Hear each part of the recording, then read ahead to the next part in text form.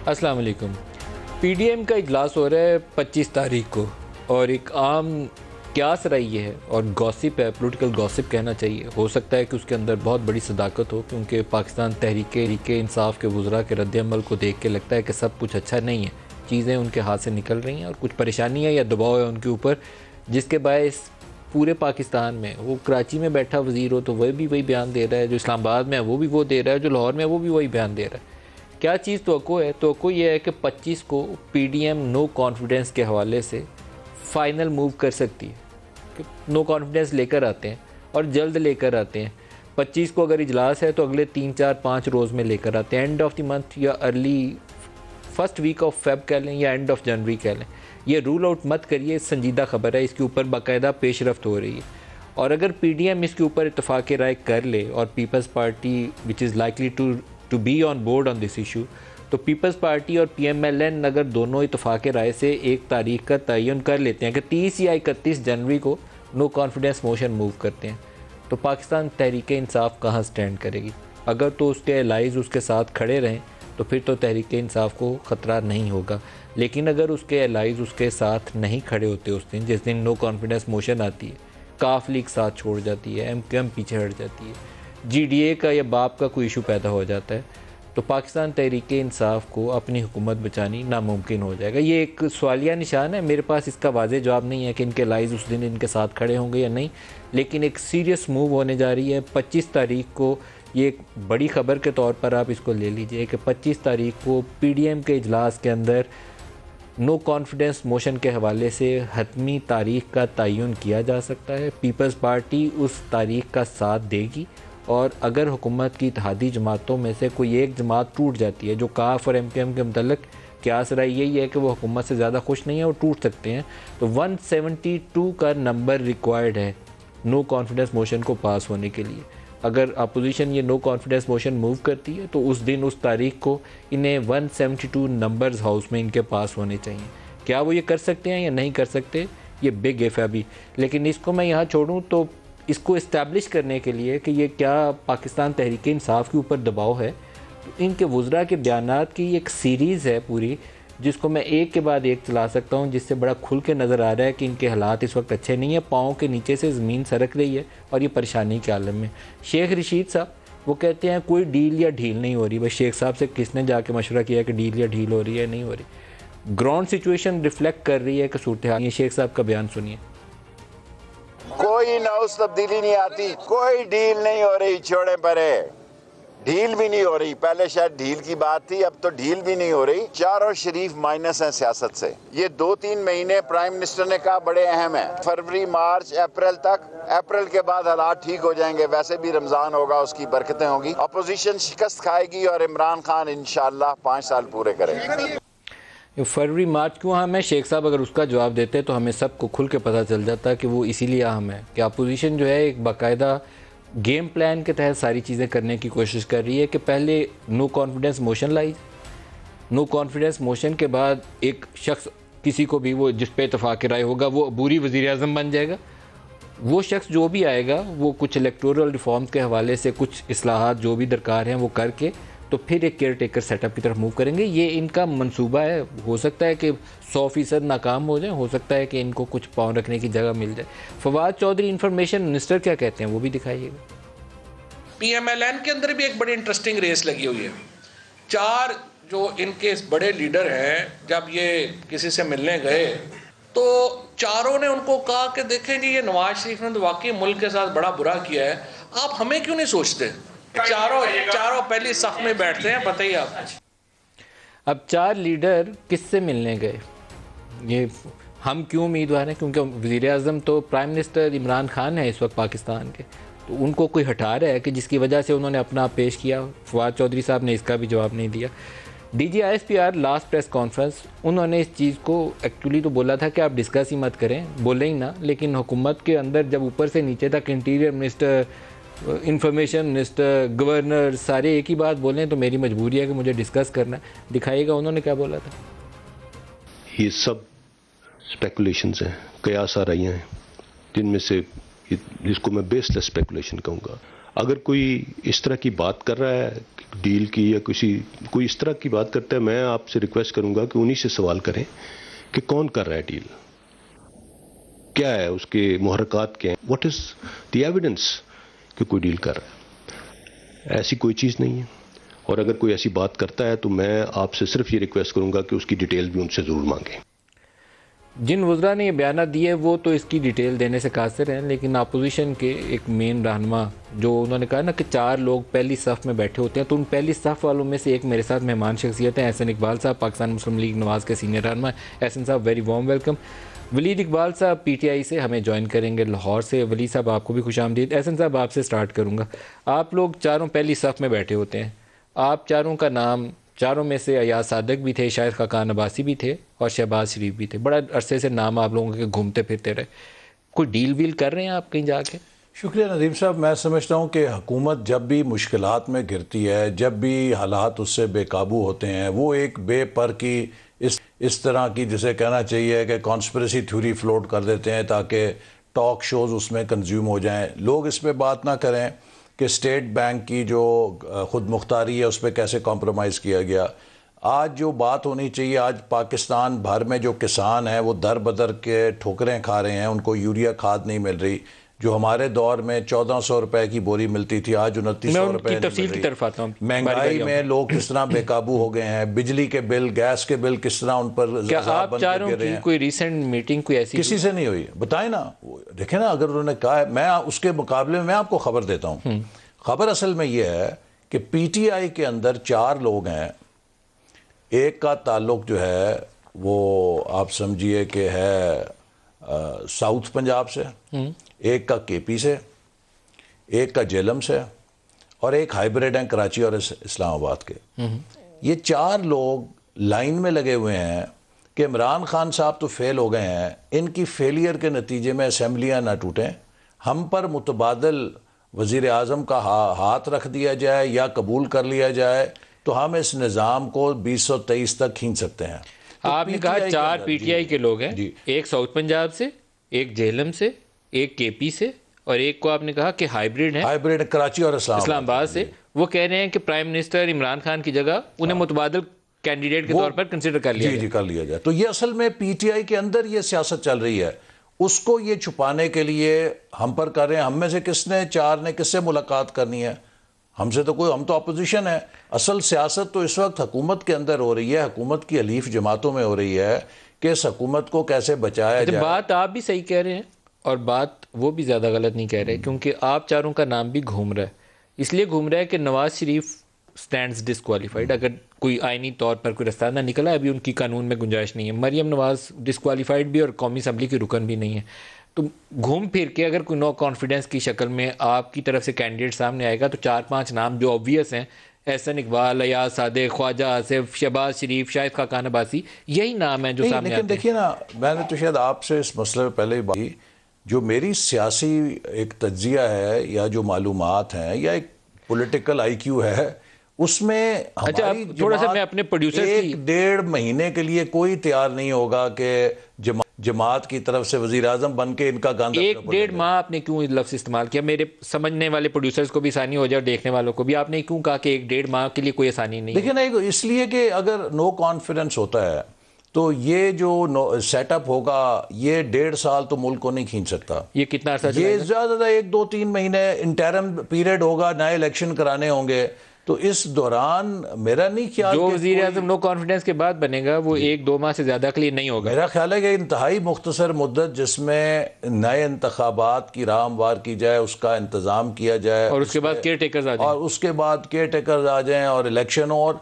देखिए इस वक्त जो मुल्क के हालात हैं ना नदीम, वो इतने संगीन हो गए हैं, जब तक किसी के पास 5-year टर्म नहीं होगी, it will take at least 2 to 3 years। आपकी जमात की तरफ से क्या नवाज शरीफ ने किसी 1 या 2 का नाम तजवीज़ नहीं, किसी का नाम नहीं दिया अभी तक। वो नाम वैसे कोई मरला नहीं। और मैं समझता हूं कि हमें उम्मीद है कि नवाज शरीफ साहब की जो अपनी नाअहलियत है वो भी ख़त्म हो जानी चाहिए, क्योंकि ये एक झूठे केस के ऊपर है। आपने PTI के जिन 4 लोगों का तज़किरा किया है उनमें से साउथ पंजाब के आपने शाह महमूद कुरैशी का तज़किरा किया, मैंने नाम नहीं लिया किसी, जेलम से आपने फवाद चौधरी का तज़किरा किया, KP से आपने परवेज़ खट्टक का किया और हाइब्रिड जिसको आपने कहा है वो असद उमर है। तो ये चारों आपने कहा ये पीटीआई से तजवीज़ किया जा रहा है, अपने आप को प्रेजेंट कर रहे हैं। इस वक्त इमरान साहब के सामने more loyal than the king बन के उनकी खुशनुदी भी लेना चाह रहे हैं और अंदर अंदर उनकी जड़ें भी काट रहे हैं कि एक तरफ जाके ये कहते हैं कि ये तो फेल हो गए, हम ठीक कर सकते हैं, दूसरी तरफ इमरान साहब को कहते हैं कि अगर आपको पीछे हटना पड़े तो हम पे हाथ रख दें। अगर इमरान खान हटते हैं तो इन चारों में से वो अपने आप को पेश कर रहे हैं कि इनके किसी एक के सर पे हाथ रख दिया जाए तो वो ज़्यादा अच्छी सर्विस कर सकते हैं। लेकिन आपकी तैयारी यह है कि 25 को पीडीएम के इजलास के अंदर मौलाना फजलुर रहमान, जिनका कांटेक्ट नवाज शरीफ से और जरदारी साहब दोनों से मौजूद है, वो नो कॉन्फिडेंस की हतमी तारीख का फैसला कर सकते हैं। अभी ये कोई मैं नहीं कह सकता कतईयत के साथ, हमारे सामने दोनों रास्ते हैं। और मैं फिर ये कहूँगा, मैं बार बार कह रहा हूँ कि इस वक्त जो मुल्क का निज़ाम जो है, जो बनाया गया था 2018 के बाद, ये टोटली कोलैप्स हो गया। मईशत जो है दिवालिया हो रही है, अवाम दिन ब दिन बिफर रहे हैं। इसका एक ही हल है कि हम इस हुकूमत को रुखसत करके नए इंतखाबात कराएं, उससे मुल्क बच सकता है। और इसकी ज़िम्मेदारी किस पे है? इसकी ज़िम्मेदारी इस जमात की हलीफ जमातों पर है। अगर इन हलीफ जमातों ने ख़ुद को इस हुकूमत से डिस्टेंस ना किया तो पाकिस्तान के अवाम का जो गैज़ो गज़ब इस वक्त इस हुकूमत के ख़िलाफ़ है वो पूरे का पूरा इन पर भी गिरेगा। और मैं समझता हूँ कि अगर MQM इस महंगाई का साथ देती है, इस इमरान खान की हुकूमत की नाकस कारकर्दगी का साथ देती है, अगले इलेक्शन में कराची में आप देखिएगा इनकी ज़मानतें ज़ब्त होंगी, लोग इन्हें मुजरिम समझेंगे बराबर का। अगर इन्होंने अपनी सियासत बचानी है, जो आपकी आखिरी गुफ्तगू हुई थी MQM से, उसमें क्या बात हुई थी? इनके लिए भी ज़रूरी है। आप कराची गए थे? जी, मैं कराची गया था और मैंने ये महसूस किया कि ये सब लोग इस बात को देख रहे हैं कि इनकी तरफ ये they're caught between devil and the deep sea. एक तरफ ये हुकूमत नहीं छोड़ना चाहते, दूसरी तरफ ये भी देख रहे हैं कि अगर हमने हुकूमत ना छोड़ी तो हम भी इस आग में जल जाएंगे। अगर आप नो कॉन्फिडेंस करते हैं, पीपल्स पार्टी साथ होती है, पीडीएम का फोरम इकट्ठा है, तो आपको लगता है कि MQM और काफ आपकी तरफ आ सकते हैं? पॉसिबिलिटी है? मेरा ख्याल है कि इस बात का ज़्यादा इन्हिसार इस पे है कि खुद PTI के अंदर से किस हद तक डिसेंशन है। आप उसकी आवाज़ें सुन रहे हैं। नहीं, लेकिन नो कॉन्फिडेंस वाले दिन वो जो नाराज अरकान PTI के हैं वो उस दिन मैटर नहीं करते। उस दिन आपको 172 इनके एलाइज के साथ पूरा करना है। ये टेक्निकली मैंने इस पर क्लैरिटी ली है कि अगर वो बंदे 8-10 अंदर से नाराज हैं, जैसे यूसुफ रजा गिलानी को 10-15 लोग वोट डाल आए थे साउथ पंजाब से, कई उसमें शामिल थे, वो उस दिन नहीं मैटर करते। 172 में आपके एलाइज मैटर करते हैं। 172 वोट के लिए चाहिए, या आपने जो जमा करानी होती है उससे कम तादाद में जमा कराते हैं। वोट सही है, लेकिन जिस दिन वोट होता है, वोट होगा उस दिन PTI के अरकान का वोट आपको हेल्प नहीं करता। उस दिन उनके इत्तेहादी आपको वोट करें तो फिर मैटर करता है। वो उस दिन हमने शो करनी है और वो हम कर सकते हैं इंशाल्लाह ताला। वो कर सकते हैं अगर हमारे पास जो इस वक्त हलीफ जमातें साथ देती हैं तो कोई ऐसी, अगर काफ और MQM आपका साथ देती हैं, आपकी दोनों जमातों से बात हुई है, उन्होंने जवाब आपको क्या दिया? देखिए, अभी उन्होंने खुद फैसला करना है। मैंने फिर आपको जैसे कहा कि इन जमातों ने अपने मुस्तकबिल का फैसला करना है। अगर ये इस वक्त अपोजिशन के साथ नहीं आती तो ये भी सियासी तौर पे PTI के साथ दफन हो जाएंगी। लेकिन अगर ये अपना फैसला करती हैं कि इनफ इज़ इनफ, हम मुल्क और अवाम को नहीं छोड़ सकते, और ये नो कॉन्फिडेंस में अगर अपोजिशन का साथ देंगी तो कुछ ना कुछ इनकी सियासत बच सकती है। अगर ऐसा नहीं किया फिर हम 23 मार्च का अवामी मार्च करेंगे और आप देखेंगे कि वो अवामी मार्च इतना ख़तरनाक होगा कि अब हर बंदा बिफरा हुआ है कि मैंने इस हुकूमत को नहीं। 23 मार्च अभी दूर की बात है। वलीद इकबाल साहब, आपकी जमात से जो वुज़रा के बयानात हैं वो ज़्यादा परेशानी का बायस बने मेरे लिए, जिसके बाद मैंने बहुत से लोगों को कॉल की और उनसे बैकग्राउंड इन्फॉर्मेशन जानने की कोशिश की, क्योंकि PMLN या मौलाना फजलुर रहमान की तो पहले दिन से ख्वाहिश होगी कि आपकी हुकूमत को चलता कर दें, लेकिन जितनी तकवीयत आपके वुज़रा के बयानात से मिल रही है कि मसाइल कुछ हैं, कुछ under the scene, behind the scene कुछ ऐसा है जो हम देख नहीं रहे हैं। ये क्या हुआ ऐसा कि आपको सडनली लगा कि ये सारा कुछ करने की अभी ज़रूरत है? ये कहना कि 4 लोग डील मांग रहे हैं, कोई लंदन जा रहा है, इनको ना डील मिलेगी ना ढील मिलेगी, कैसे आपको ये सारी बातें पता चली? जी, ये बातें तो जिन्होंने कही हैं, एक तो शेख साहब ने की हैं, जो वज़ीर दाखिला हैं, दूसरा वज़ीर फवाद ने कही हैं, शहबाज गिल ने कही हैं, गवर्नर सिंह ने कही हैं। जी, तो हाँ जी, वो ज़ाहिर है वो जिन उहदों पे फायज़ हैं और जिस तरह की एक्सेस उनके पास है, रसाई है इन्फॉर्मेशन में, मेरे पास तो उस तरह की नहीं है, तो वो अपने बयानात का तो वो बेहतर जवाब देंगे।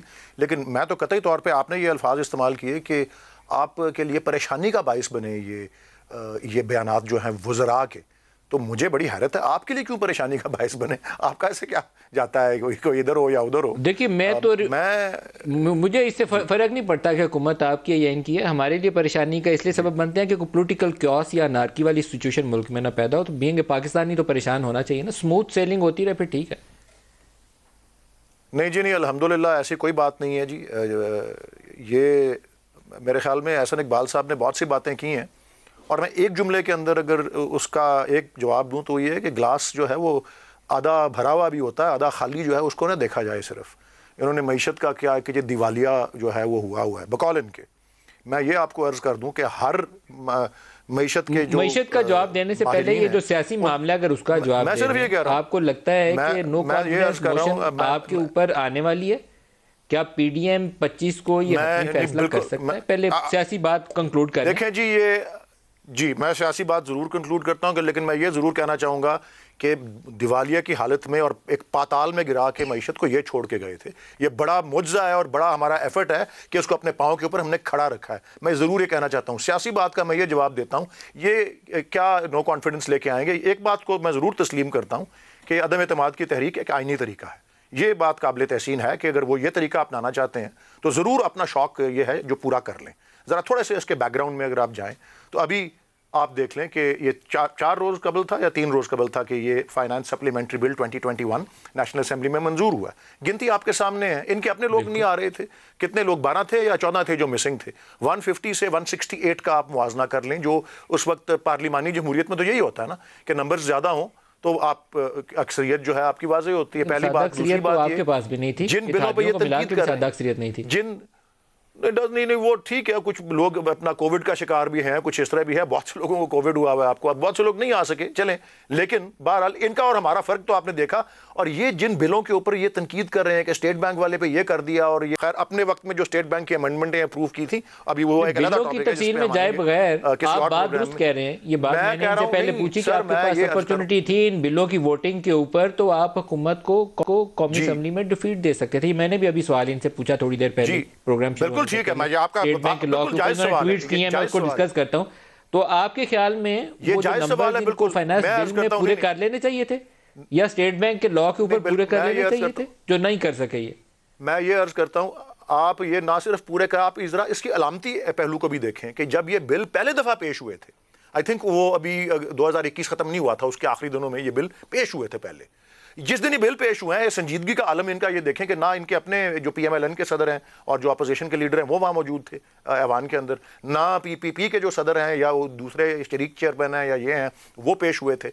और ज़रा थोड़ा सा और माजी में अगर आप जाएँ तो 2 मौके तो मिल चुके हैं ना। एक 2019 में जब सेनेट के अंदर 36 और 64 का जो था तवाज़ुन था अपोजिशन और गवर्नमेंट का, तो अदम एतमाद कि 1 अगस्त मेरे ख्याल 2019 को ये तहरीक लाई गई थी, उसका क्या नतीजा निकला। उसके बाद फिर चेयरमैन सेनेट का इलेक्शन हुआ, 52 to 48 का ये अपोजिशन का पल्ला भारी था। 12 मार्च या 13 मार्च 2021 को जब सेनेट के चेयरमैन का इलेक्शन हुआ, उसका रिजल्ट क्या है आपके सामने है। तो इस तरह की हिस्ट्री जब हो अपोजिशन की, और फिर ये एक इधर मार्च कर रहा है, एक इधर मार्च कर रहा है, 27 सेनेट वाली शायद आपके लिए खुशाइन मिसाल ना हो, क्योंकि सेनेट इंतखाबात के वक्त आपके 15 अरकान ने यूसुफ रजा गिलानी को वोट कर दिया था, और उसके बाद संजरानी का इंतखाब जो था उसमें आपका कमाल नहीं था। जिन्होंने संजरानी साहब को वोट देने के लिए कहा था, पूरे इस्लामाबाद में मालूम है, बहुत सारे MNAs ने बताया था कि उनको कॉल्स आई थी। जिनको कॉल्स आई थी मैं उनके नाम और तो नहीं बता सकता, लेकिन फॉर श्योर आई नो कि मुझे किस ने बोला था कि क्या हुआ उस मामले में। एक सवाल आपका वजनी है, आपको कॉल नहीं आई थी, आप टूटे भी नहीं थे, आपके 15 लोग टूटे थे जिन्होंने यूसुफ रजा गिलानी को वोट डाला था। एहसन इकबाल साहब, इन्होंने एक बात सही कही है कि आपके पास अपॉर्चुनिटी थी, इतना बुरा कानून था अगर स्टेट बैंक लॉ, तो आपके लोग इनको डिफीट कर देते कौमी असेंबली में। नदीम साहब, अगर हम इनको डिफीट कर सकते नंबर्स के साथ तो हम हुकूमत में होते, हम अपोजिशन तो ना होते ना। आज हम अपोजिशन इसीलिए हैं कि हमारे पास अददी अक्सरियत नहीं है, और अगर आपने लो कॉन्फिडेंस लानी है तो आपके पास अददी अक्सरियत होनी चाहिए। वो तो अब ये है कि इसीलिए इस फैसले को देखा जाएगा कि क्या ऐसे वहाँ पर डिसेंशन है, क्या हलीफ जमातें तैयार हैं। अगर नहीं है तो फिर हम उस ऑप्शन को एक्सरसाइज नहीं करेंगे, हम दूसरे जमहूरी रास्ते को अपनाए करेंगे, हम इन पर दबाव बढ़ाएंगे ताकि ये खुद इस्तीफा दें। आप हुकूमत की हलीफ जमातों से बात कर चुके हैं, और काफ का और MQM का दोनों का जो बैकग्राउंड मेरे पास है कि उन्होंने कहा था कि फाइनेंस बिल को हमने वोट करना है, उसके बाद बात करेंगे, देखेंगे कि क्या सूट है। अब बताइए ऑन एयर पूरी लोगों को फैक्ट बताइए, फाइनेंस बिल पे वो आपके साथ नहीं थे? नहीं, हमने तो उनको फाइनेंस बिल पे भी कहा था, लेकिन वो नहीं आए, उसकी उनकी मर्जी। और हो सकता है कि उनको ऐसा ही कहा गया हो कि हुकूमत की तरफ से कि आपने ज़रूर वोट देना है, उनकी कोई मजबूरी हो। लेकिन अब भी हम देखेंगे, अगर हम इस बात पे 200% कन्विंस हुए कि ये अब अदम एतमाद का साथ देंगे तो ठीक है, वरना यह है कि हुकूमत को एक नाकाम, देखिए पाकिस्तान में जब तक इसके लिए अदम एतमाद के लिए एक बुनियादी चीज़ है कि रियासत को गैर जानिबदार होना चाहिए। जो ये मिसाल कर रहे हैं ना सेनेट की, और आपने भी उस नो कॉन्फिडेंस का तफसील बताई, वो इसलिए नाकाम हुई कि उसमें हमारी रियासत गैर जानिबदार नहीं थी। लोगों को फ़ोन आए, उन्हें मजबूर किया गया। अच्छा, फिर जो यूसुफ रज़ा गिलानी साहब के बाद इत्तेमाद का वोट लिया इमरान खान साहब ने, वो इनके अपने अराकीन इनको इत्तेमाद का वोट देने के लिए तैयार नहीं थे, और उस वक्त इनके अपने अराकीन ने टीवी के ऊपर आके कहा कि हमें लाया गया है और बड़े एहतमाम के साथ लाया गया है। हमारे पास शेख रशीद साहब का इंटरव्यू है, उन्होंने कंफर्म किया था कि इनके 2-3 MNAs लास्ट मोमेंट तक नहीं थे, आखिर में उनको फ़ोन करके प्रोड्यूस किया गया। ठीक है, तो ये बातें अगर होंगी तो फिर तो कोई नो कॉन्फिडेंस कामयाब नहीं हो सकता। लेकिन अगर ये बदस्तूर हुई तो मैं आपको बताऊं कि ये मामला बड़ा ख़तरनाक है। इस हुकूमत को बचाने की जिसने कोशिश की वो भी अवाम के गैज़ो गज़ब का निशाना बनेगा। अब ये हुकूमत, आप बाज़ारों में जाएं, सड़कों में जाएं, गरीबों के मोहल्लों में जाएं, मैं हर हफ्ते हल्के में होता हूँ, यकीन कीजिए कि लोग, हर बंदा अपनी उठा उठा के दुआएं मांग रहा है इनके जाने के लिए। लोग कहते हैं कि हम जिंदा रहने के काबिल नहीं रहे, बच्चों को रोटी कहाँ से खिलाएं, माँ बाप का इलाज नहीं करा सकते, बिजली के बिल उधार ले लेके हम मकरूज हो चुके हैं, ये हुकूमत कब जान छोड़ेगी। लोगों में इतना गम और गुस्सा है। और देखिए, अगर हमने कोई आइनी रास्ता ना निकाला, कजाकिस्तान में क्या हो रहा है, लोग बेफर्क है ना पेट्रोल की कीमतों के ऊपर। जिस तरह अब ये यहाँ पर बढ़ाने शुरू हुए हैं, एक दिन ये होगा कि लावा फटेगा और लोगों का हजूम जो है सड़कों पे निकल आएगा। अच्छा, हमने कुछ स्टेटमेंट्स लोगों से रद्दअमल के लिए, हमारे प्रोड्यूसर साहब कैमरा, उन्होंने कुछ रद्दअमल रिकॉर्ड किए, मैं वो आपको दिखाता हूँ। वली साहब आप जवाब दीजिएगा, दिखाइएगा जी। इमरान खान को सोच के वोट दिया था कि महंगाई ख़त्म करेगा। अगर पेट्रोल 84 रुपये है तो ये 50 या 60 रुपये करेगा। अगर घी 150 रुपये किलो है तो ये 100 रुपये किलो करेगा। और चीनी 52 रुपये किलो है तो ये 40 रुपये या 30 रुपये किलो करेगा। दालें, घी, आटा, चीनी, हर चीज़ को आग लगा दी है। हम तो बहुत ज़्यादा मजबूर हो गए हैं, बहुत ज़्यादा मजबूर हो गए हैं कि इनके नाम से भी हमें अब गुस्सा आता है। नया पाकिस्तान नहीं चाहते, हम चाहते हैं हमें पुराना पाकिस्तान चाहिए। पेट्रोल महंगा हो गया, सीएनजी महंगी हो गई, खाने पीने की चीज़ें, सब चीज़ें महंगी हो गई। हम तो बहुत परेशान हैं। बिल साड़ दियो, बिल ना तारो, ਹੁਣ 140 रुपये हो गया, 50 रुपये हो गया, हुण नहीं महंगा, हुण इमरान खान सुता है। इतनी महंगाई है, महंगाई ने लग तोड़ दिया पकड़ के। खान साहब कैसे कह रहे गए ये सस्ता मोलक है। सबर करो, कितना सबर करे, सबर की बर्दाश्त की हद हो गई। वली साहब, आप रद्दअमल क्या देते हैं? क्या महंगाई एक सबब बन सकता है कि आपके इत्तेहादिया आपका साथ छोड़ दें? देखें जी, इस बात से इनकार तो बिल्कुल नहीं है कि महंगाई की जद में पाकिस्तान है, और ना सिर्फ पाकिस्तान बल्कि दुनिया भर इस महंगाई की जद में है। और उसके हवाले से भी देखें, ये हुकूमत की रिस्पॉन्सिबिलिटी नहीं है कि दुनिया भर में, जिस तरह ब्लूमबर्ग इंडेक्स ये कह रहा है कि 50% पे कमोडिटी प्राइसेस दुनिया भर में ऊपर चली गई हैं पिछले 6 माह में। पाकिस्तान में तो महंगाई का रेट जो है वो 10 से 12% रहा है इस दौरान में। पेट्रोल की कीमतें इन सारे महीनों में जो है दुनिया भर में वो 100% ऊपर गई हैं। पाकिस्तान में इस वक्त उस दौरान 35% वो जो है ऊपर गई हैं। उसके अलावा आप देखें 350% फ्रेट में इजाफा हुआ है। ये सारी चीज़ें हैं। और आपकी जो खुर्दनी तेल होता है, आपका कोयला जो होता है, ईंधन जो होता है, दालें जो होती हैं, सारी चीज़ें हम इंपोर्ट करते हैं। ये दुनिया भर में जब ये कीमतें ऊपर गई हुई हैं तो हम कैसे ये कह सकते हैं कि पाकिस्तान उससे जो है वो इंसुलेटेड रहेगा? वली साहब, लेकिन तो क्या सबब है कि आपके केपी में जो बलदियाती इंतखाबात में शिकस्त के बाद आतिफ खान हो, शौकत यूसुफजई हो, वो कहते हैं कि हम महंगाई के हाथों इलेक्शन हार गए। आपके परवेज़ खटक साहब एक दफ़ा पहले एहतजाज कर चुके हैं और इस दफ़ा उन्होंने इजलास के अंदर बाकायदा अपना प्रोटेस्ट रजिस्टर करवाया, जिसकी खबरें चलने शुरू हो गई। नूर आलम वो खुलेआम कह रहे हैं। मैं आपको बल्कि नूर आलम का तो स्टेटमेंट भी अभी ताज़ा तरीन सुनवाई देता, दिखाइएगा हमने क्या कहा। गुनाहगार ये 3 रोज ही हैं, इन सब के ECL में नाम डाल लें आप, इंशाल्लाह पाकिस्तान ठीक हो जाएगा। सर ये देखिए, आपके अरकान अब छुप के नहीं कह रहे, कैमरे के ऊपर बयान है सबके जो कुछ कह रहे हैं। देखें जी, परवेज़ खटक साहब का बारे वक्त पे मीटिंग में तो मौजूद नहीं था और उसको गलत तरीके से पोर्ट्रे किया गया। ये जो नूर आलम खान साहब हैं, ये तो मुझे पार्लियामेंट लॉजेस में सैर करते हुए मिल रहे हैं। ये तो वैसे ही किसी वजह से जो है ये अपना बागी हो चुके हुए हैं अपना पार्टी से बहुत अरसे पहले के, क्योंकि वो समझते हैं कि इनके ऊपर कोई नैब के केसेस हैं और हुकूमत उनकी मदद नहीं कर रही। ये मैं पार्लियामेंट्री पार्टी की मीटिंग्स में खुद बैठ के उनके बयानात ये सुनता रहा हूँ कि ये मुझे आप कहते हैं कि ये बागी हो चुके हैं, तो वो शौकत यूसुफजई और आतिफ खान के जो बयानात थे वो भी बागी हो चुके हैं। वो बागी इसलिए हुए हैं क्योंकि उनकी हुकूमत मदद नहीं उनकी कर रही, उनके ऊपर जो एहतसाब के केसेस जो हैं वो बने हुए हैं और उनको जो उसमें जवाब देना पड़ता है। आतिफ खान का भी बयान निकाल के रखें जी, शौकत यूसुफजई साहब का पूछना वो भी ना बागी हो गए। परवेज़ खटक साहब ने परवेज़ खटक साहब की शिकायत जो थी वो गैस के कनेक्शनों के ऊपर थी। वो गैस के कनेक्शनों पर थी, उसका महंगाई से कोई ताल्लुक नहीं था। और जो खैबर पख्तूनख्वा के अंदर जो महंगाई और गैस दोनों का इशू था, प्राइम मिनिस्टर एतराफ कर उन्होंने एतराफ किया है कि जी हमारी अपने इख्तलाफात जो अंदरूनी है उसकी वजह से आया। बाय द वे ये देख लें कि पाकिस्तान की सियासी तारीख में पहली दफा ये बड़ी जुर्रत की बात होती है कि रिजल्ट्स को तस्लीम किया है पार्टी ने और कहा है कि हमारी इसमें कोताही थी, लेकिन ये नहीं इसका आप कह सकते कि ये सारा कुछ इसको आप महंगाई की दहलीज पे रख देंगे।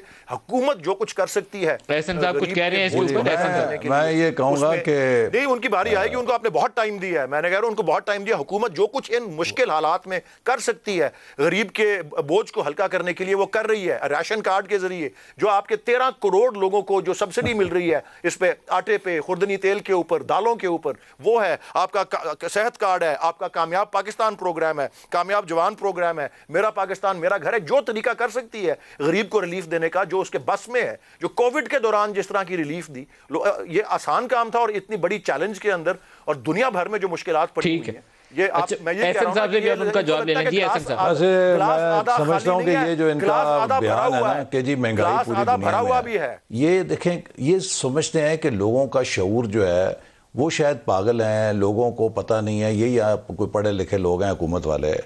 मैं आपको दो बातें बताता हूँ। पहली बात यह है कि दुनिया में महंगाई है इसलिए महंगाई है। अभी अगर दुनिया में महंगाई है तो बांग्लादेश और हिंदुस्तान किसी और सियारे पे तो नहीं है ना, हमारे खत्ते में है। वहाँ सिंगल डिजिट इन्फ्लेशन है, हमारी डबल डिजिट इन्फ्लेशन क्यों है? डिवैल्यूएशन ने कमर तोड़ दी। परसों जी हमारी डिवैल्यूएशन ने और पॉलिसी रेट जो इन्होंने 13.25% दिया, उसकी वजह से हमारे कर्जों का बोझ दुगना हो गया। और इन दो चीजों ने हमारी कमर तोड़ दी और अभी तक हम सीधी नहीं कर पा रहे। परसों इनके एक वजीर साहब फरमाने लगे, इनका लॉजिक सुने आप। कहते हैं कि ये जो खाद का बहरान है ना, इसलिए है कि जिम्मेदार खाद ज्यादा इस्तेमाल कर रहे हैं। मैंने कहा कि भाई अब खाद चूंकि गंदम की फसल में नहीं डली, ना DAP डली, 9,500 रुपए में भी किसानों को नहीं मिल रही थी जो हमारे दौर में 2,400 रुपए की थी। अब यूरिया नहीं मिल रही जो हमारे दौर में 1,400 की थी, अब 2,700-2,900 की नहीं मिल रही। पता है ज्यादा शिकायत यह है कि स्मगल हो गई ना। वो वजीर साहब ये फरमाते हैं कि ये खाद इसलिए नहीं मिल रही और महंगी हो गई है कि जिम्मेदारों ने ज्यादा इस्तेमाल कर ली है। अब आप इसका कल को जब गंदम का और आटे का बहरान आएगा तो ये कहेंगे कि जनाब लोग खुशहाल हो गए, उन्होंने 2 की जगह 4-4 रोटियां खाई हैं इसलिए आटा कम हो गया मुल्क के अंदर। अब इस लॉजिक का कोई आप यानी कि समझ नहीं आता कि इनकी बात पे बंदा हंसे या रोए। वली साहब ये एक इशू है, क्योंकि एक अरसे से वो कहा जाता है कि 2 की बजाय 1 रोटी खा लें, चीनी 9 दाने कम कर दें, सर्दियों में गैस लग्जरी है ना इस्तेमाल करें अगर बिल ज़्यादा आता है। तो ये थोड़ी से गैर संजीदा बयानात हैं। संजीदगी ये है कि एडमिनिस्ट्रेटिवली कुछ इश्यूज़ वक्त पे करने चाहिए जो नहीं किए। मरी में लोग पहले गाड़ियां गिन के बता रहे थे तरक्की हो गई, फिर कहा लोगों ने वेदर को नज़रअंदाज कर दिया। और वैसे तो ये वलीद छोटा भाई है हमारा, मैं तो बड़ा पुराना जानता हूँ इन्हें। अल्लामा इकबाल के पोते हैं। अब जिस तरह स्टेट बैंक का सौदा हुआ है, अल्लामा इकबाल ने गालबन कहा कि नहीं है ये शान खुददारी के चमन से तोड़ कर तुझको कोई दस्तार में रख ले, कोई ज़ेबे गुलू कर ले। मेरा तो ख्याल था कि जिस तरह नूर आलम बागी हुआ है, अल्लामा इकबाल के पोते साहब भी स्टेट बैंक के फ़रोख्त करने पे बागी होकर कहेंगे जी मैं इसको वोट नहीं दूंगा। और मैं उम्मीद करता हूँ कि सेनेट में ये कम अज़ कम अल्लामा इकबाल साहब के जो पोते हैं कि जिनकी पूरी शायरी खुदी के ऊपर है कि कौम की खुदी को जब आप सरेंडर कर रहे हैं, अगर अल्लामा इकबाल का पोता उस बिल को वोट दे दे, इकबाल के नाम का वास्ता दिया इन्होंने तो आपको, अब मैं समझता हूं फिर गाल मुक गई है, फिर गाल मुक गई है। हाँ जी वली साहब अब तो आपको इसका जवाब देना ही पड़ेगा। मेरे लिए मसला हमेशा ये, मुझे उसका ये जितनी देर से मुझे जानते हैं, ये उस वक्त मेरी उम्र 18 साल थी, मैं कॉलेज में पढ़ने आया था, ये MBA कर रहे थे वहीं पे उसी यूनिवर्सिटी में।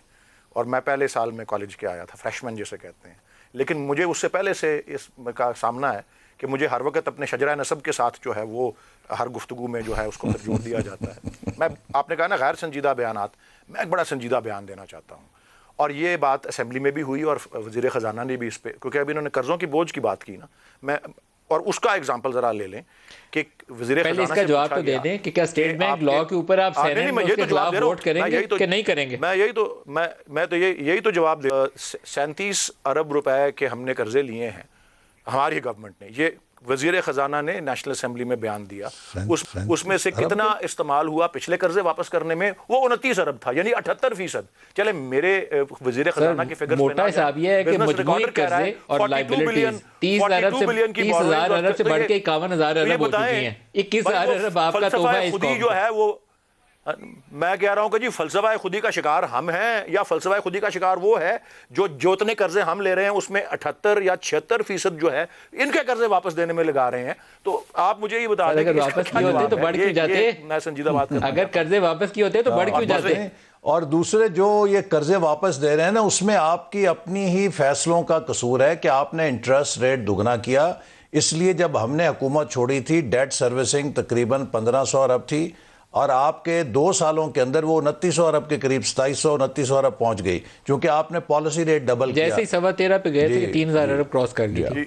वली साहब ये एक और मैं बात कर दूं, जब ये छोड़ के गए थे जी स्टेट बैंक का लॉ, देखें मैंने अभी सेनेट में आया नहीं है, मैंने उसका बगौर जायजा नहीं लिया, लेकिन ये जो तरामीम इसमें है मैं ये जरूर अर्ज कर दूं, ये उसी तरामीम का तसलसल है जो PMLN के ज़माने में हुई थी। मैं उनको भी ज़रा गौर से पढ़ना चाहूँगा ताकि उसका भी आके तफसील से जवाब दूँ, लेकिन ये भी सेनेट में आया नहीं है। जैसे ही आएगा मैं इसको पढ़ के, आप उस पर प्रोग्राम कीजिएगा, मैं आऊँगा। और ये उसमें बहुत सी ऐसी चीज़ें हैं जो कि दुनिया भर की बेस्ट प्रैक्टिसेस हैं कि हुकूमत की बोरोइंग से स्टेट बैंक जो है वो आज़ाद हो, ख़ुद मुख्तार इस तरह से हो, इतना ख़ुद मुख्तार नहीं जितना ये बना रहे हैं, क्योंकि बहुत मुबालगा आराई भी कर रहे हैं। इसके गवर्नर का, इसके बोर्ड का तकर्रर सारा हुकूमत करेगी। ये पार्लियामेंट को जवाब के ऊपर रिपोर्ट करता रहा हूं, तो एक चीज जो फंडामेंटली पूरी दुनिया ने अपनी इकोनॉमी को इस्तेहकाम देना हो ना, तो जो सबसे पहले जो आप खुदी की बात करते हैं तो खुदी का आगाज होता है कि आप उसका डेफिसिट कंट्रोल करें। 8-9% खसारा करने की बजाय 3%, 3.5%, ये 19 अरब का डेफिसिट देके गए थे। ये 19 अरब आप 8-9% का खसारा करेंगे तो फिर बारो भी उतना ही करेंगे ना, 3-4 अरब का ये डेफिसिट छोड़ के गए थे। अभी 9 अरब का है, 10 अरब का है, 19 अरब। अल्लाह पाक खैर रखे, 6 माह में 9 अरब डॉलर कर चुके हैं आप। अल्लाह पाक से रहम मांगे दोबारा उतना ही ना हो जाए। तौबा करनी चाहिए हमें बस। नहीं, मैं वाज़ेह कर दूं, देखिए हमारा जो आखिरी फिजिकल डेफिसिट था इलेक्शन ईयर में अमूमन थोड़ा बढ़ जाता है, वो 6.5% था। इनके तीनों सालों में ये तकरीबन 9%, 8.5%, 9% के ऊपर चल रहे हैं। और उसकी बड़ी वजह क्या है कि जो इनका करंट एक्सपेंडिचर बढ़ा है, वो मैं फिर वही कहूँगा, जो इन्होंने पॉलिसी रेट दुगना किया उससे इनकी इंटरेस्ट पेमेंट दुगनी हो गई और अभी तक इनके वसाइल नहीं बढ़े, टैक्स रेवेन्यू मोबिलाइज नहीं हुआ, चूँकि इकॉनमी ग्रो नहीं की, लिहाजा आपका रेवेन्यू उस रफ्तार से बढ़ा नहीं जितना कि इन्होंने डिवेल्यूएशन कर दी थी, इन्फ्लेशन कर दी थी, तो कुदरती तौर पे बढ़ जाना चाहिए था। मेरा राय यह है कि PTI की हुकूमत के खिलाफ सबसे बड़ी साजिश बाक़िर रज़ा ने 2 चीज़ों से की है। एक तो 122 से 178 पे रुपए को ले गए डॉलर के मुकाबले में, और दूसरा पॉलिसी रेट को 7 से 13.25 पे ले गए। उसकी कॉस्ट अभी तक कौन होगा? अब आप ये देखिए कि उनको स्याह सफ़ेद का मालिक बना दिया। अब ये जो स्टेट बैंक का लॉ है, इसमें कोई पाकिस्तानी हुकूमत या रियासत का फ़र्द उनसे कोई सवाल नहीं पूछ सकता, वो मुकम्मल आज़ाद हैं। और फिर आप देखें कि वो सेनेट में उनका रास्ता रोक सकते हैं। जी जी, हम करेंगे इंशाल्लाह, पूरी कोशिश करेंगे। और मैं अल्लामा इकबाल साहब के जो पोते साहब हैं, इनको भी पूरा ब्रीफ करूंगा, इन्हें बताऊंगा कि कौमी खुद मुख्तारी और खुदी का क्या आपस में ताल्लुक है, और इकबाल की खुदी के तसव्वुर के तहत इनका फ़र्ज़ है कि स्टेट बैंक के सरेंडर को रोकें। अगर ये नहीं रोकेंगे तो फिर अल्लामा इकबाल भी इनसे पूछेंगे कि आपने सेनेट में जाके कैसे कौम की खुदी का सौदा किया। मुझे उम्मीद है कि ये इंशाअल्लाह ताला अपना किरदार अदा करेंगे। लेकिन आप देखिए लतीफ़े कैसे कैसे हैं। उसमें यह लिखा गया है कि जो स्टेट बैंक के गवर्नर, डिप्टी गवर्नर अपनी तनख्वाहों का फैसला खुद बोर्ड के अंदर करेंगे, और उनको जो board is headed by the governor himself, पहली देखें कॉन्ट्रडिक्शन तो यह है कि जब बोर्ड ने ओवरसाइट करनी है तो कॉर्पोरेट गवर्नेंस का बेस्ट मेथड ये है कि चेयरमैन ऑफ द बोर्ड और चीफ एग्जीक्यूटिव का तरीकाकार क्या है? वो भी गवर्नर जो है रिकमेंड करेगा पैनल, तीन लोगों का और उसमें से एक आप सेलेक्ट करेंगे। मिसाइल है इसमें सर, ठीक है। इसी तरह अच्छा फिर ये जो रिम्यूनरेशन है ना इनकी सैलरी, वो बेस्ट बैंक नहीं ये लिखा हुआ है सर, स्टेट बैंक के लॉ लिखा हुआ है कि जो कमर्शियल बैंक्स हैं उनके हम पल्ला होगी, यानी कि सिटी बैंक और दूसरे बैंक जो आपको दे रहे हैं मुल्क में अपने चीफ मार्केट बेस पे करें, लेकिन उसके ऊपर एक चेक होना चाहिए। फिर साथ ये लिखा है कि जो स्टेट बैंक के प्रॉफिट्स हैं और रेवेन्यूज हैं उनसे कोई ताल्लुक नहीं होगा, यानी कि स्टेट बैंक घाटे में जाए, उसके प्रॉफिट हो या नहीं हो, उनकी तनख्वाहें महफूज रहेंगी। अब ये इस किस्म का पैकेज तो अल्लाह ताला हर किसी को दे। फिर आप ये देखिए कि as a lender of last resort वो रियासत को तो, हुकूमत को तो पैसा नहीं देंगे, लेकिन किसे देंगे? उन कमर्शियल बैंकों को कि जो डिफॉल्ट करने लगे, जिनकी निगरानी इनकी जिम्मेदारी थी। अगर इनकी नालायकी से वो डिफॉल्ट करेंगे तो उनके लिए ये लेंडर ऑफ लास्ट रिजॉर्ट है। मैं इस ब्रेक पे जा रहा हूं, के लिए नहीं, ब्रेक पे जा रहा हूं। अगर आप सियासी जमातों को जिम्मेदारी का करना हो ना, तो आपको सबसे पहले एक लेजिस्लेशन करनी चाहिए कि हम 3% या 4% से ज्यादा बजट डेफिसिट नहीं करेंगे, हम इतने कर्जों से बच जाएं। और फिर उस पर कदगन ये कि पार्लियामेंट स्टेट बैंक से पूछे बगैर उनके बारे में कानून भी नहीं बना सकती। एक ब्रेक ले लेंगे, हमारे साथ रहिएगा।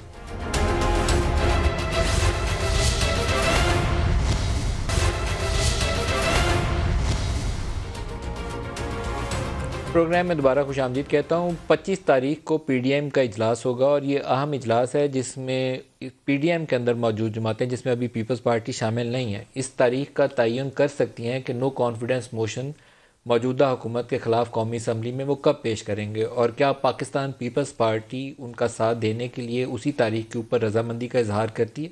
जो एक सियासी यहाँ ख़बर चल रही है कि इसके ऊपर रजामंदी हो सकती है और हुकूमत की 2 हलीफ जमातें जिसमें MQM और PML काफ शामिल हैं, मुमकिना तौर पर हुकूमत से नाराज़गी का इजहार करते हुए इनसे दूर जा सकती हैं। ये बड़ी सियासी डेवलपमेंट होगी अगर ये मटेरियलाइज खबरें हो जाती हैं, लेकिन ये खबर गर्म है, उसी की रिफ्लेक्शन हमें वुज़रा के बयान से नज़र आती है। प्राइम मिनिस्टर का एक आर्टिकल अखबारात में आज छपा है जिसमें वो कहते हैं कि मकार सियासतदान और माफिया एक ऐसे करप्ट सिस्टम के आदी हो गए हैं कि वो कानून से बालातर रहकर इस करप्ट सिस्टम की मदद से हासिल करदा अपनी सहूलतों और मराद को महफूज बना सके। मकार सियासतदान और माफिया, उन्होंने दोनों को इकट्ठा कर दिया। अपनी इन मराद का तहफ़्फ़ुज़ करते हुए उन्होंने रियासती इदारों को भी करप्ट बनाया, बिलखुसूस इनको जिनका काम ही ये था कि कानून के एहतराम और हाकमियत की हिफाजत करें। ऐसे अफराद और माफिया इस निज़ाम से खून चूसने वाली वो जोंके हैं जो इस मुल्क के साथ मुखलिस नहीं। ये बड़े सख्त अल्फाज का उन्होंने चुनाव किया, लेकिन डायरेक्टेड टुवर्ड्स सर्टन डायरेक्शन, एक मैसेज भी है उसके अंदर। वली साहब, ये मैसेज किसके लिए? ये मैसेज उन्हीं के लिए जिनका गिनवा दिया आपने, ये मकार सियासतदान और माफिया और वो मकार सियासतदान कौन है सर? जिस किस्म का वो आप कह रहे थे ना कि जी बहुत से लोगों का है जिनके नाम नहीं लिए जाने चाहिए, लेकिन बहरहाल मकार सियासतदान ख़ास तौर पे वो हैं जिनकी जायदादें भी मुल्क से बाहर हैं, जिनके पास जवाब भी नहीं होता जब उनसे मनी ट्रेल मांगा जाता है। कभी वो कतर से कोई ख़त ले आते हैं, कुछ और जगह ये होता है कि वो फलूदे वाले, कोई कुल्फ़ियों वाले, कोई ज़ाती मुलाजिम जिनकी 20-20 हज़ार तनख्वाह है, उनमें अरबों रुपयों के जब मनी लॉन्ड्रिंग उन अकाउंट्स के इस्तेमाल से होती है, उससे ज़्यादा और मकार सियासतदान क्या हो सकता है? और जिसकी जो वेल्थ है उसमें सैकड़ों गुना इजाफा हो उन सालों के अंदर जब वो इक़्तिदार में रहे हुए हैं। और वो रियासती इदारे कौन से हैं जिनको इन्होंने साथ मिला लिया सर? रियासती इदारे ज़ाहिर है वही वाले होते हैं जो इनका एहतसाब कर सकते हैं, जो इनको मतलब ऐसे कवानीन, मैं आपको कह रहा हूँ, रियासती इदारा एक आप पार्लियामेंट ही ले लें। अब पार्लियामेंट के अंदर अगर इतनी ज़्यादा नशिस्तें मिल गई हैं कि ऐसा कानून मंजूर करवा लें कि जी जो बाहर से पैसा आएगा उसके बारे में कोई पूछगिछ ही नहीं होगी, वो कहीं से भी अपना किया हो, किसी तरीके से भी, किसी काले करतूत से भी किया हो, तो ये उस तरह की, मैं एक एग्जांपल सिर्फ दे रहा हूँ। और फिर एहतसाब करने वाले इदारों को फिर धमकाना, उनको कहना कि जी अब आप लोगों की पगड़ियाँ ना उछालो, ये ना करो, वो ना करो, ये और इसकी क्या मिसाल हो सकती है? और फिर ये जो प्राइम मिनिस्टर हमेशा कहते हैं और इस आज मजमून में भी जिक्र किया है कि ताकतवर जो है उसके लिए कानून कुछ और है और कमज़ोर जो है उसके लिए कानून कुछ और है, और इस तरह जो है वो तो सिलसिला नहीं चल सकता। रूल ऑफ लॉ या कानून की हुक्मरानी जो होती है वो तो तभी होती है जब सब जो है कानून के ताबे हो और मातहत हो और सबके साथ जो है कानून यकसा। बिल्कुल सही। एहसन इकबाल साहब से भी पूछते हैं। एहसन साहब, आप इन दोनों सवालों का क्या जवाब देते हैं? जब कोई नाकाम हो जाता है ना, तो वो ये कहते हैं कि वो फिर इसी तरह या मज़हब के अंदर छुपता है या वो अपनी बड़ी दयानतदारी को छुपाने की कोशिश करता है। मुझे आप ये बताएं कि इमरान खान साहब जब से आए हैं, ये पाकिस्तान को दुनिया में करप्ट तरीन मुल्क, मनी लॉन्ड्रर मुल्क, जिसके अंदर सब इदारे तबाह हैं, पाकिस्तान बैंकरप्ट हो गया, पाकिस्तान के तबाह हाल लोग हैं, पर कोई अच्छा इनके अभी तक मैंने इनके मुंह से मुल्क के लिए और मुसलमानों के लिए, अभी अगले दिन कह रहे थे कि मुसलमानों के इस मुआशरों में फ़लाने जराइम बहुत ज़्यादा होते हैं, फ़लाने बहुत होते हैं, पर ये क्या अपने आप को क्या साबित करना चाहते हैं कि ये कोई एक ना फरिश्ते हैं, नाउज़ुबिल्लाह, बाकी सब हम गुनाहगार हैं मुल्क। तब देखिए, पाकिस्तान जो है एक नॉर्मल कंट्री है, हमारे अंदर उतनी ही करप्शन जितनी दुनिया के किसी और मुल्क में है, शायद भारत और बांग्लादेश से कम होगी। नहीं नेक और सच्चे लोग हैं जितना दुनिया का कोई और मुल्क नेक और सच्चा होता है। हम एक नॉर्मल नेशन है। हमारी जो साइकोलॉजी है ना, इस शख्स ने तबाह कर दी है लोगों को, ये कह कह के कि हर चीज़ चोर है, हर चीज़ बेड़ा गर्क है, हर चीज़ सत्यानाश है। आज आप उसका नतीजा देखिए कि दुनिया में कोई पाकिस्तान से काम करने के लिए तैयार नहीं। जिस मुल्क का सरबराह ही उस मुल्क के बारे में ये जुमले बोलेगा, वहाँ पे कौन आएगा? अच्छा चलिए जी, मान लिया आप बड़े मिस्टर क्लीन हैं, आप बताएं कि फॉरेन फंडिंग के अंदर आपने लोगों को भुला पुसला के करोड़ों अरबों रुपए लिए, you are not coming out clean, आपकी चोरी पकड़ी गई। आप पाकिस्तान की तारीख में पहले लीडर हैं कि जिसने मिस डिक्लेरेशन किया, छुपाए अपने बैंक अकाउंट और वो पकड़े गए। आप पाकिस्तान की तारीख के पहली हुकूमत हैं कि जिसके बारे में इलेक्शन कमीशन ने कहा कि आपने डस्का में इलेक्शन चुराने की मुनज़्ज़म सरकारी साजिश की, साबित हुआ। आप पाकिस्तान के वो लीडर हैं कि लोग आपसे कह रहे हैं, अदालत आपसे कह रही है कि जो आपने बैरूनी तोहफे हासिल किए उनकी फहरिस्त दे दें। ये ना बताएं किसने दिया, सिर्फ फहरिस्त दे दें। आपके वजीर खारजा ने दे दी है, आप हिचकिचा रहे हैं क्योंकि आप उन तोहफों को पता नहीं बेच चुके हैं या क्या कर चुके हैं। अच्छा, फिर आपको ये पूछा जा रहा है कि प्राइम मिनिस्टर ऑफिस की जानिब से वो फहरिस्त अदालत में अभी तक नहीं दी गई। अच्छा, आपसे ये पूछा जा रहा है, इसका जवाब इनसे ये पूछा जा रहा है कि आप जब वजीर आजम नहीं थे, आप 1.25 लाख रुपए टैक्स देते थे। वजीर आजम बनने के 2 साल के अंदर आपका इनकम टैक्स 1 करोड़ पे पहुंच गया, बड़ी अच्छी बात है। आप जरा वो ज़राए आमदन भी बता दें कि जो आपके इक़्तिदार में आने के बाद आपके बड़े हैं, कौम का हक है कि वो ये भी जाने। उस पर कोई जवाब देने के लिए तैयार नहीं। एक प्रोग्राम में इनके वजीर साहब कहते हैं जी वो वजीर आजम साहब की कोई विरासती ज़मीन थी, वो उन्होंने बेची। भाई विरासती ज़मीन बेचने में तो टैक्स ही नहीं लगता, तो ये 1 करोड़ का में ऑलरेडी डिक्लेयर्ड होती है। तो आप बताएं कि 1 करोड़ का टैक्स कहां से आया? फॉरेन ये जो तोशाखाना के तहाइफ हैं, ये एक स्कैंडल की तरह अपोजिशन प्रेजेंट करती है। मुझे याद है कि आप लोग जलसों में कहा करते थे कि यूसुफ रजा गिलानी ने वो एक हार था, टर्की शायद प्राइम मिनिस्टर ने डोनेट किया था या गिफ्ट किया था, तो वो ले गए। तोशाखाना के तहाइफ, आपकी हुकूमत को तो बड़ा क्लीन रहना चाहिए, ट्रांसपेरेंट। एक वेबसाइट के ऊपर फहरिस्त जारी करें कि ये तहाइफ आए थे, इसमें छुपाने वाली कौन सी बात?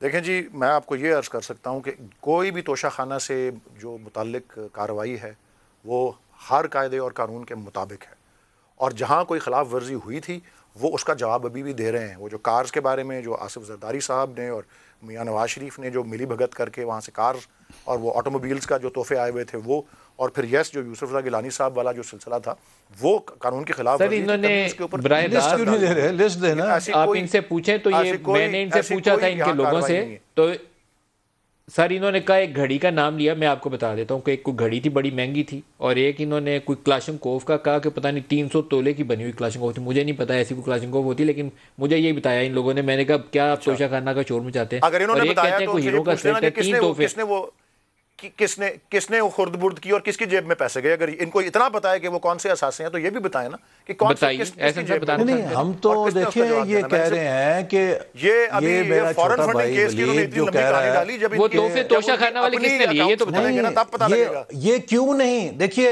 इनको सिर्फ ये पूछा जा रहा है कि आपको आज तक जितने बैरूनी तोहफे मिले उनकी फहरिस्त अदालत को दे दे। ये नहीं दे रहे, क्यों नहीं दे रहे? क्या चीज रुकावट है? उससे कौन सी क़यामत आएगी? उससे कौन सी पाकिस्तान के ऊपर तबाही चाहिए, या आपके ख्याल में किसी ने वो तोहफे ले लिए हैं? नहीं, हम तो कहते हैं कि ये फहरिस्त देना, अदालत को पता चले कि आज तक कौन से तोहफे मौसूल हुए हैं। लेकिन क्या वो तोशाखाना में है तोहफे या किसी ने ले लिए? अब ये तो पता चलेगा ना जब ये लिस्ट डिटेल्स देंगे। इसीलिए तो नहीं दे रहे, डिटेल्स दे दें, इसीलिए तो नहीं दे रहे कि इन्होंने सारे तोहफे तोशाखाना में जमा नहीं कराए। जिन्होंने वो तोहफे दिए हैं, जब वो फहरिस्त शाये होगी तो उन्हें पता लग जाएगा कि वो खाए गए हैं। वली साहब, ट्रांसपेरेंसी का तकाजा है कि आप लोगों को लिस्ट जारी करनी चाहिए, इसमें तो मज़ायका नहीं है, बड़ा ओपन रहना चाहिए। आपकी हुकूमत का तो ये स्लोगन था कि हम लोग ट्रांसपेरेंट रहेंगे। देखिए जी, इसका मेरे पास तफसीलात ऐसी मौजूद तो नहीं है कि क्या वजह है उसकी, लेकिन मैं ये आपको ज़रूर अर्ज़ कर दूं कि जो इंफॉर्मेशन की डिसेमिनेशन के ऊपर एक आइनी बुनियादी हक है जो कि आर्टिकल 19 के अंदर पाया जाता है, उसमें सबसे पहली क्वालिफिकेशन, सबसे पहली, उसमें 13 क्वालिफिकेशंस हैं। सबसे पहली क्वालिफिकेशन है friendly relations with foreign countries. जहाँ friendly relations with foreign countries का कोई इस तरह का इशू है जिसकी वजह से उसको नहीं जो है सामने लाया जा रहा, तो उसमें ये आप किस तरह से नतीजे पे पहुंच सकते हैं? सर, उसमें कोई न्यूक्लियर मिसाइल थोड़ा आया हुआ है, वजीर खारजा ने रिलीज कर दी हुई है, फॉरेन मिनिस्टर की आ चुकी है, क्या क्या तोहफे मिले हैं। तो अगर वजीर खारजा की लिस्ट देने से फ्रेंडली रिलेशंस नहीं खराब हुए तो वजीर आजम की लिस्ट देने से फ्रेंडली रिलेशन कैसे खराब हो जाएंगे? उसमें वैसे भी कोई प्रोहिबिटेड आइटम थोड़ा है कि कोई न्यूक्लियर मिसाइल, आपको किसी ने मिसाइल या रॉकेट दिया। सर, इस पे गौर करिए, ये कोई नहीं आएगा, आपके ऊपर होती है, आपको जारी कर देनी चाहिए। मैं आपको 3 बातें बताऊं।